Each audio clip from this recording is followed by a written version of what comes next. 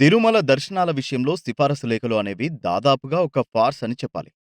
తెలంగాణ ప్రజాప్రతినిధులు పంపించే లేఖలపై వీఐపీ దర్శనాలు కల్పించడం లేదన్నది ఒక వివాదమైతే, వారందరినీ అనుమతిస్తామని, ఒక్కొక్క లేఖపై 6గురికి దర్శనం ఉంటుందని టీటీడీ ప్రకటించింది. అందుకోసం ఒక టైం టేబుల్ కూడా ప్రకటించింది. ఇక్కడే అసలు వివాదం ప్రారంభమవుతోంది. తెలంగాణలో ఉన్న ప్రజాప్రతినిధులు, మంత్రులు, అధికారులు, ఐఏఎస్ ఆఫీసర్లు ఇలా అందరూ సిఫారసు లేఖలు పంపితే ఆ ఒక్కరోజు లేదా 2 రోజుల్లో వీరి సంఖ్యే దాదాపుగా 1200 దాటుతుంది. 119 మంది ఎమ్మెల్యేలు, 40 మంది ఎమ్మెల్సీలు, దాదాపుగా 100 మంది అధికారులు ఉంటే, వీరిలో 200 మంది దాకా సిఫారసు లేఖలు పంపితే, ఈ సంఖ్య 1200 దాటుతుందన్నది నిజం. ఆయా వ్యక్తులు లేదా వీఐపీలు స్వయంగా దర్శనానికి వెళ్ళకపోయినా, అదే రోజున తమ వారిని ఎవరినైనా పంపడం ఖాయం. బోర్డు సభ్యుల విషయంలోనూ ఇదే జరుగుతోంది. వాళ్ళు వెళ్ళకపోయినా వారి కోటా మాత్రం వినియోగించుకుంటున్నారు. అలాగే ఏపీలోని ఎమ్మెల్యేలు, ఎమ్మెల్సీలు, అధికారులు కూడా సిఫారసు లేఖలు ఇస్తే, ఒక రోజులో దాదాపుగా 1200 వీఐపీ దర్శనం టికెట్లు వాళ్ళకే పోతాయి.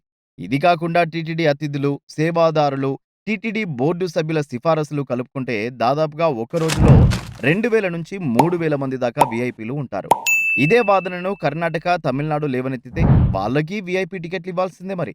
అలాగే ఇతర రాష్ట్రాల నుంచి కూడా డిమాండ్ వస్తే, వాళ్ళ డిమాండ్లను అంగీకరిస్తే వీఐపీ దర్శనాలే దాదాపుగా 10,000 దాటవచ్చని ఒక అంచనా.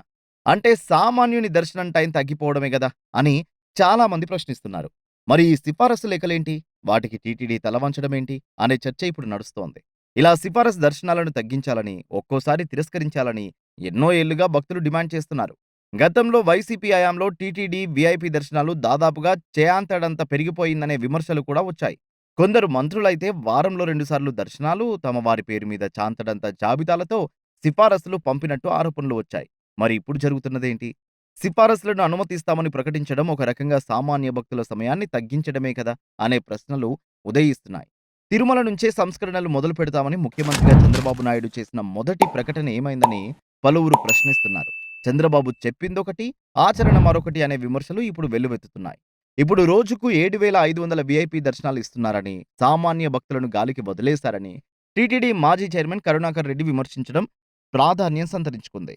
అలాగే తమ హయాంలో రోజుకు భూమన అంటున్నారు. వీఐపీ బ్రేక్ దర్శనాలు పెరిగిపోయాయని, దీంతో సామాన్య భక్తులకు శ్రీవారి దర్శనం తీవ్ర ఆలస్యమవుతోందని ఆరోపించారు. దీనికి తోడు ఇటీవల కాలంలో బ్లాక్‌లో దర్శనం టికెట్లు విక్రయిస్తున్న వాళ్ళను విజిలెన్స్ సిబ్బంది పట్టుకోవడం విమర్శలకు బలం కలిగిస్తోంది.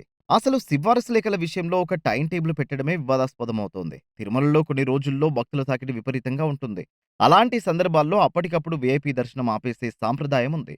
ఆ సమయంలో సిఫారసు లేఖలను తిరస్కరిస్తారు. సామాన్య భక్తుల రద్దీ పెరిగినప్పుడు సిఫారసు లేఖల ద్వారా వీఐపీ దర్శనాలు అనుమతిస్తే వేచి ఉండే సమయం పెరిగిపోతుంది. భక్తుల్లో ఆవేశం కట్టలు తెంచుకుంటుంది. గతంలో భక్తులు ఆవేశంలో క్యూ లైన్లను విరగ్గొట్టిన సందర్భాలు ఉన్నాయి. అసలు సిఫారసు లేఖలనే వాటిని అప్పటి పరిస్థితిని బట్టి ఆమోదించాలి గాని, దీనికి ఒక రోజు కేటాయించడం సరికాదన్న అభిప్రాయం వ్యక్తమవుతోంది. వీఐపీలు అనబడేవారు కూడా భక్తులు కారా? రద్దీ బాగా ఉంటే వారు సర్వదర్శనంలో వెళ్ళకూడదా అని భక్తజనం ప్రశ్నిస్తున్నారు. సిఫారసు లేఖల్ని అమ్ముకునే వాళ్ళు ఉండడం వల్లే కదా బ్లాక్ టికెట్ల దందా 3 పువ్వులు 6 కాయలుగా విరాజిల్లేదనే విమర్శకు సమాధానం టీటీడీయే చెప్పాలి. వీఐపీ బ్రేక్ దర్శనాలపై వెల్లువెత్తుతున్న విమర్శలపై దృష్టి సారించి సామాన్య భక్తులకు పెద్దపీట వేయాల్సిన అవసరం ఎంతైనా ఉంది.